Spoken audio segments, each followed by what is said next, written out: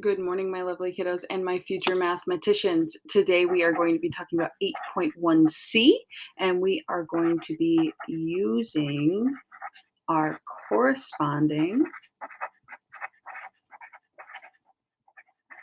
ratios. So on Monday we talked about what ratios are. It's the comparison between two numbers using division. Okay, and then yesterday we talked about corresponding angles and corresponding sides. Okay, we also talked about yesterday we have similar polygons.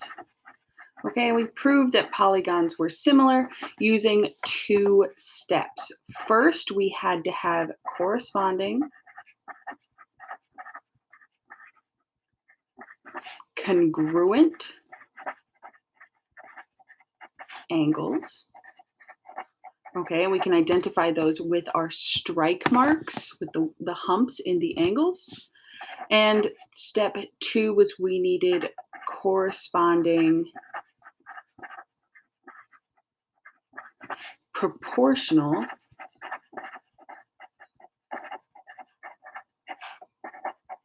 sides. And that's when all of our sides have the same scale factor or simplified ratio. Today, we're going to be given similar polygons, so they already are going to have corresponding congruent angles and corresponding proportional sides. And we're going to use that second step, that corresponding proportional sides, to find a missing side length. So we're going to do that with three steps here. So the first step, we have to set up.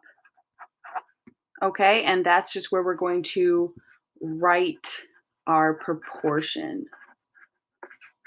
Okay, remember a proportion is when we set two ratios equal to each other. Step two, we are going to substitute. So instead of having the two sides, we're going to write in the numbers.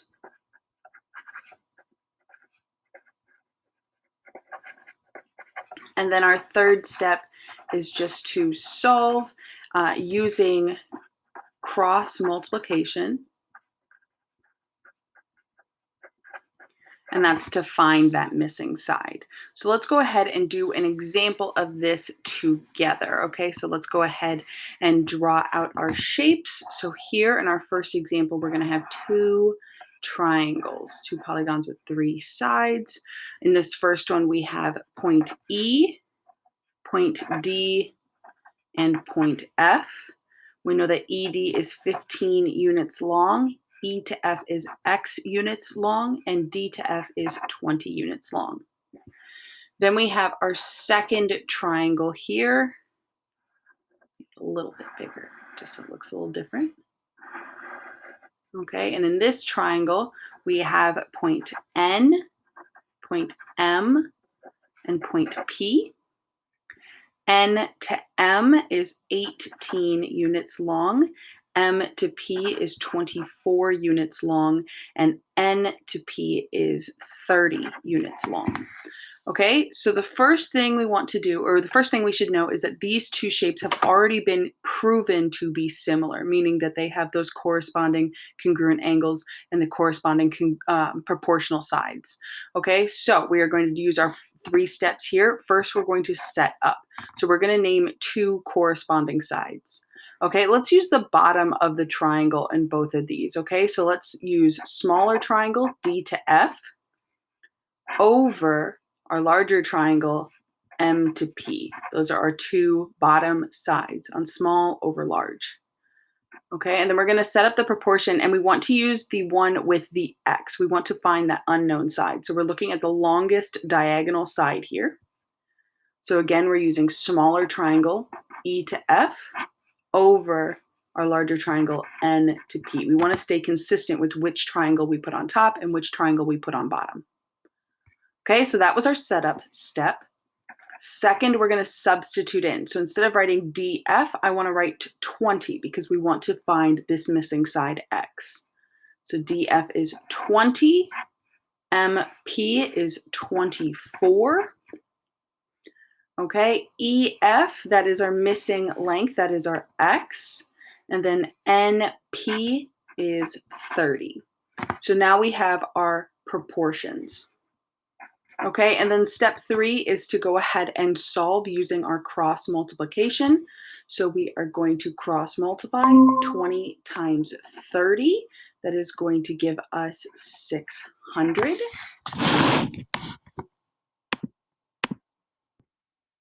And then we're going to go ahead and do the other side as well. So x times this 24.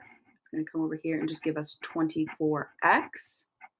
And then to solve for this variable, we're going to have to get rid of this multiplication by the 24. So we are going to divide by 24 once on each side of the equal sign. 600 divided by 24 gives us 25.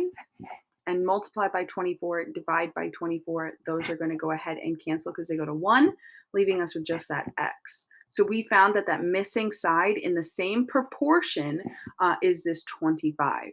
Now, if we use this in the same method that we did yesterday, where we put 25 over 30 and then reduced it, we would get the same scale factor as if we did 20 over 24 and reduced it, or 15 over 18 and reduced it. We would get the same scale factor all 3 times.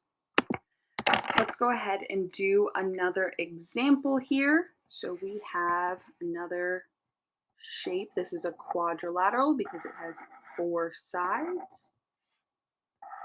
On this first one, we have points A, B, C, and D. A to B is 12 units long. B to C is X units long. C to D is 16 units long. And A to D is 10 units long. And then we are given another quadrilateral here. Okay, with points Q, point R, point S, and point T. Okay, where Q to R is 6 units long, R to S is 4 units long, T to S is 8 units long, and Q to T is 5 units long. Okay, again, we are given that these shapes are already similar, so we know that they have those corresponding congruent angles and they have the corresponding proportional sides. Okay, so again, we want to go ahead and find this missing side length of x. So we're going to go through our 3 steps. First, we are going to set up a proportion. Okay, I'm going to pick the top 2 here. So we're going to say the larger quadrilateral AB over our smaller quadrilateral of QR. Remember, we want to stay consistent about that. It doesn't matter if you want to go small over large or large over small. Just make sure you pick one and you stay consistent with that. And then, of course, since we want to go ahead and find this missing side length of BC, we have to do that. So BC, our larger quadrilateral, over the same side, our corresponding side, RS, our smaller quadrilateral. So we set up the proportion. Awesome. Step 2 is to substitute in numbers instead of the side names here. So for AB, we're going to write 12. For QR, we're going to write 6. And then for BC, that is our X. And then RS is 4. Okay, and then our third step would be to solve using cross multiplication.